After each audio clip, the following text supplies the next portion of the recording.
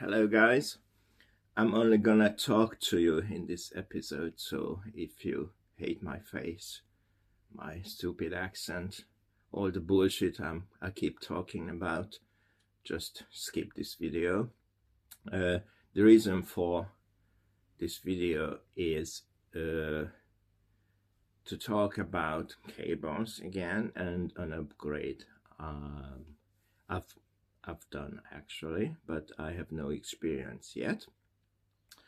So cables, if you followed my previous videos,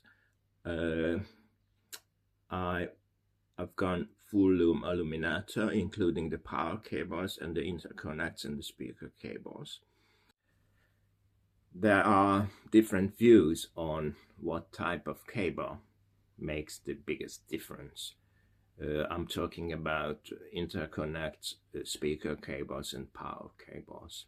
And very interestingly, even for those that accept and hear that cables matter, the biggest difference can be made by power cables, which is hard to understand because they are obviously not in the signal path,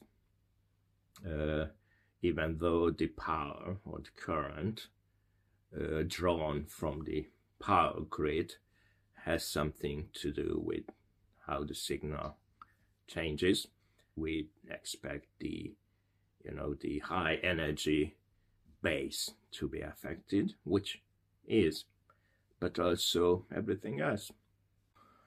After thinking more and more about different parameters, and not only regarding audio, I think a lot about the universe and what makes the world go. And more and more, there are different models. You can explain things around you, and one model is that approaches everything from the point of energy, rather than the Newtonian mechanics. You can explain the same using the energy approach, and makes it clear why power matters so much in audio. So I'm not gonna try to explain what makes power cables sound different, but there's one thing that can make it clear why those that say that's just the last 3 meters you manipulate the sound with, you get control over. You can't have control over another, I don't know how many miles that runs to your house. And why would the last 3 meters make such a difference when the rest is just crap? And the answer to that is that it's not the last 3 meters, it's the first 3 meters from the point of the amplifier. So the amplifier sees the power grid through that first 3 meters of power cable. Another thing power cables can help with is to filter out noises. There are 2 types of noises. Noises that come from the outside world, like your mobile phone RF noises, and mostly power supply units. All gadgets come with power supplies. You call those adapters or power adapters.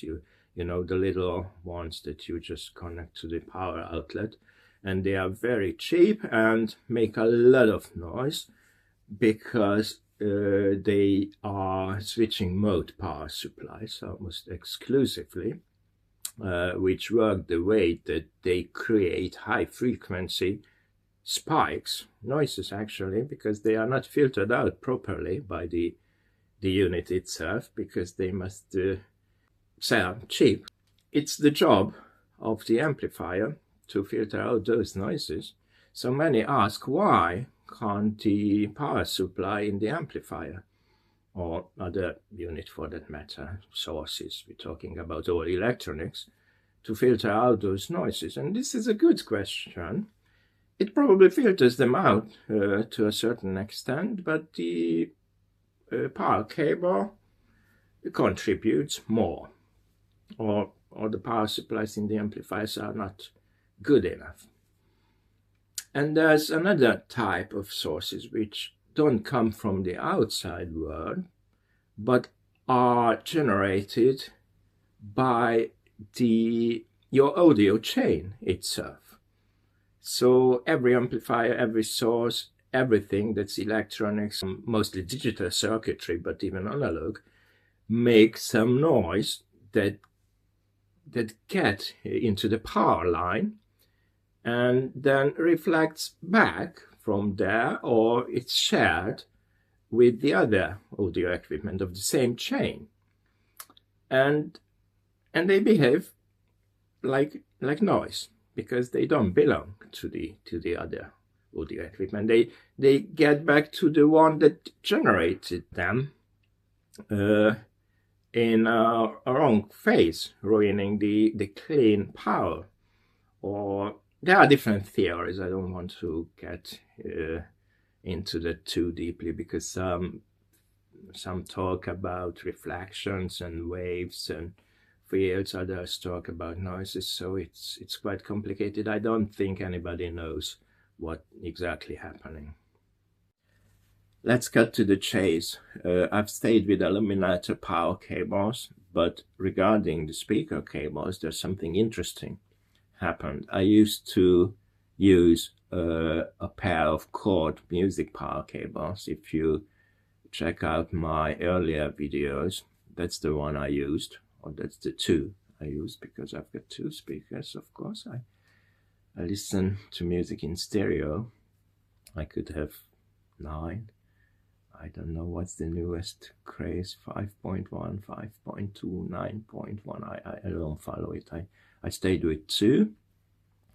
So 2 speaker cables I used to have, and they were on the short side for me, for my setup.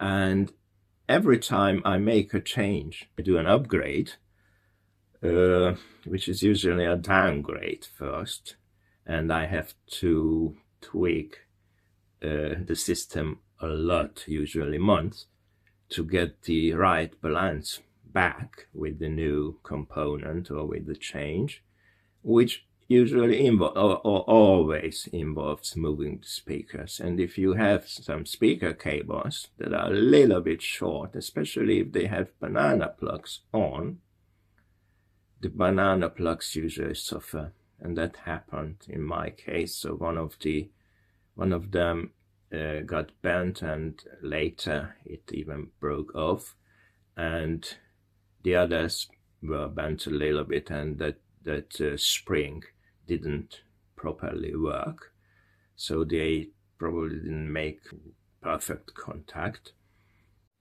So I got them re-terminated and wanted to sell them, because I was happy with the Aluminata cables, with the full loom JPS Labs Aluminata, even though I remember when I changed from Chord to JPS, the speaker cables, the difference was not 100% clear. Actually, the difference was more than 100% clear, because they are completely different.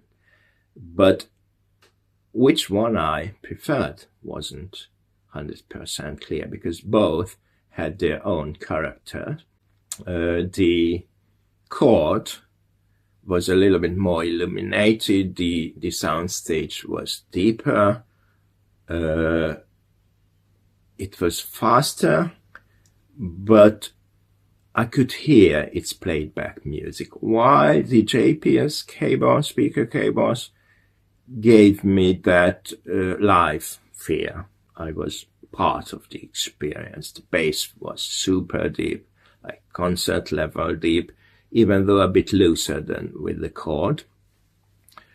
And it was more natural, smooth, organic.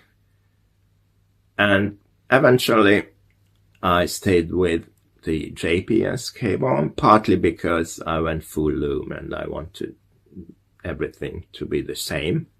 But now, after getting the Chord ones re-terminated, I was told that they need to get re-burnt, or whatever the word is, burn in again because of the new connectors, and it takes 120 hours to get burned in.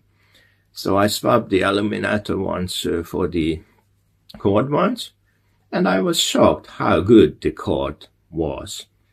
And everything got a little bit brighter, which is a good thing with the little bit dark Evo. But with the Chord, it sounded a little bit more tonally wise, a little bit more neutral, and snappier.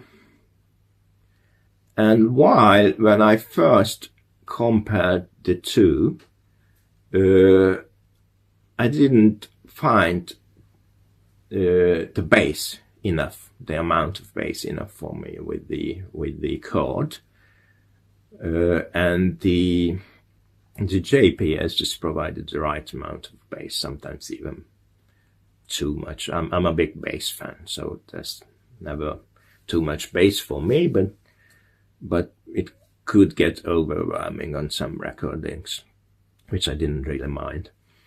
And after re-termination, somehow the Chord started having enough bass for me, and good quality, tight, snappy bass. So everything was snappy. Timing-wise, I think it was better than the JPS. So I decided not to sell it, and I still use it.